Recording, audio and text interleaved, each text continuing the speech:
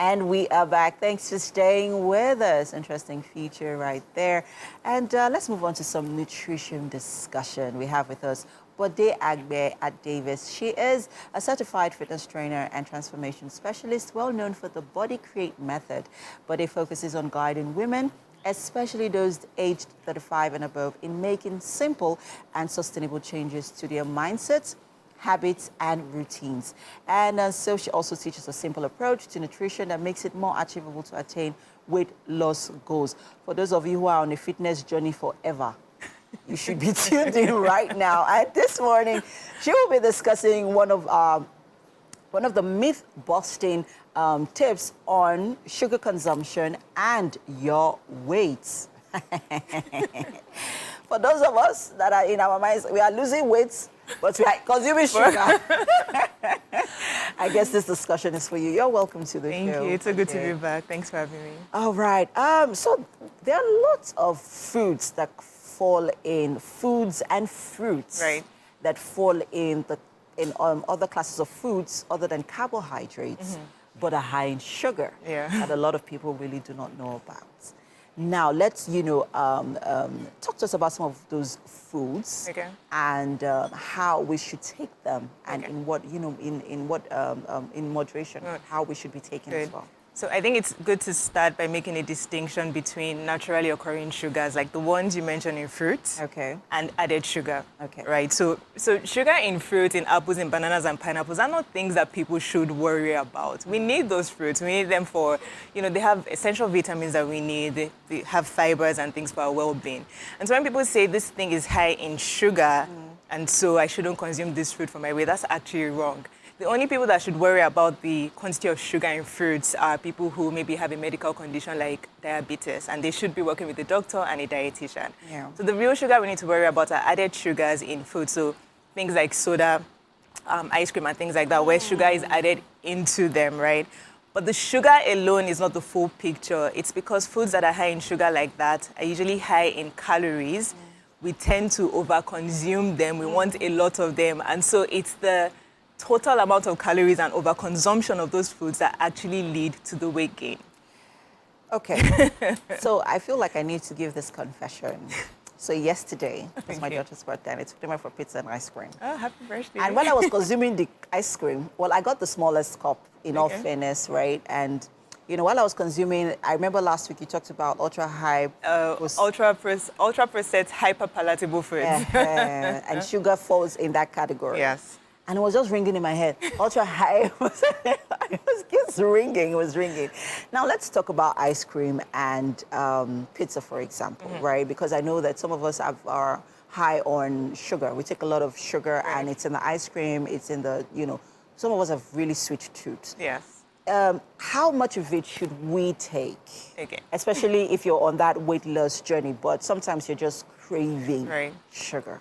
I mean, weight loss journey or not, these things have an implication on our health. So again, a person can look slim and healthy, and they really might not be. So we all should be concerned. Now, the recommended daily amount of added sugar is 25 grams for women. And so sugar, ice cream is added sugar. Yes, so it's they've taken sugar and added it to something that it wasn't there naturally. It's 25 grams for women and 35 grams for men. To put that into perspective, that's like two... Yes, in a week? In a day. That's like 2.5 tablespoons per day. Total. Something like a regular bottle of soda has about more than twice that amount. So that small cup of ice cream probably has more than the recommended daily amount, which is why these foods aren't things we should consume every day. I'm not saying don't consume them. I have a sweet tooth myself. I do consume these foods from time to time, but they should be the minority when it comes to our diet, and not things we consume every single day. And so how often would you recommend we take that small cup of ice cream? And I'm talking the smallest cup. It would be hard for me to be specific because I would also need to know what a person's diet on a daily basis looks like. So if you already have like a cup of coffee in the morning where you put 2 cubes of sugar, then should you really be having ice cream on that day? Because that's already like your daily recommended amount.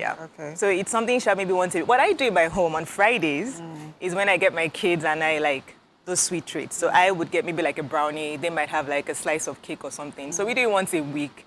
Every now and then I still fall and, have a little chocolate here and there, but we have just Fridays scheduled for that. So as much as possible, you shouldn't be consuming them all the time. Now, let's talk about soda drinks, because that is the most common. There are people that literally feed on them, breakfast, lunch, and dinner. I used to be one of them. Oh, you used to be one of them? Yes. How often should one take at least a bottle of soda drink? So again, a bottle has about 60 grams of sugar.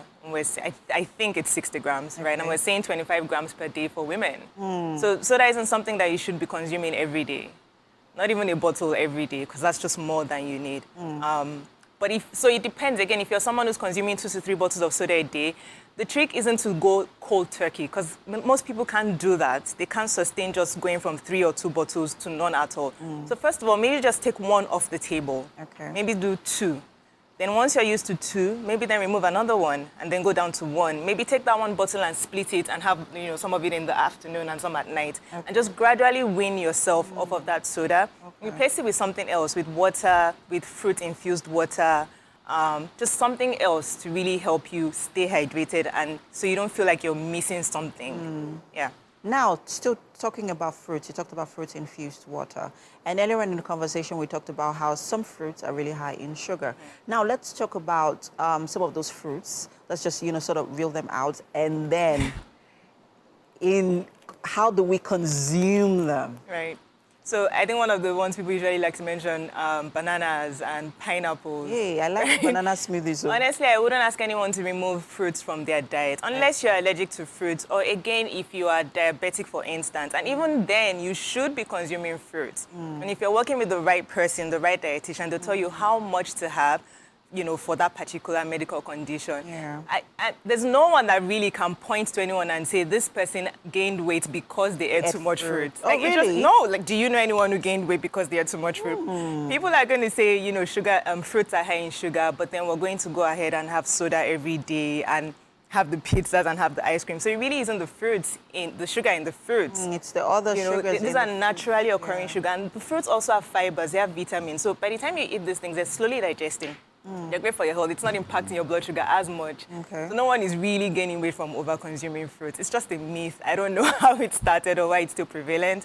But please don't be afraid of fruits. Eat as many fruits. In fact, when a person is trying to lose weight, we tell them to increase how much fruits they eat, because these are low-calorie foods. Are you serious? Yeah.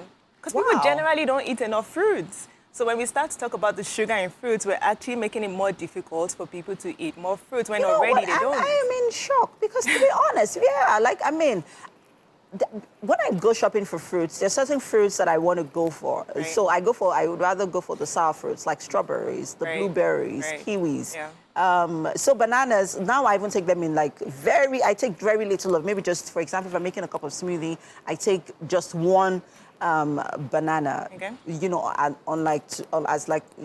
other than, taking maybe 3 or 4 that I usually would, I just use 1.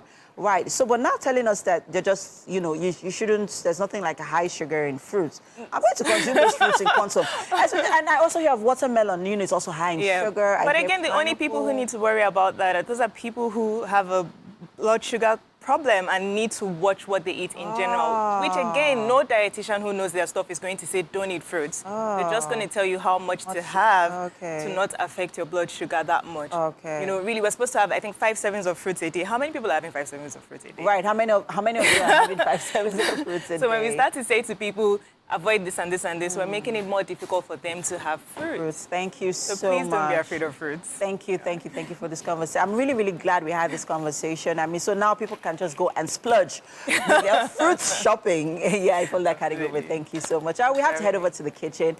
And I know that our chef is making plantains. Is there sugar in plantain? Ooh. Yes, there is, but plantain can do no wrong. Oh, can do no wrong. I love plantain, you know? Please, let's head over to the kitchen now, where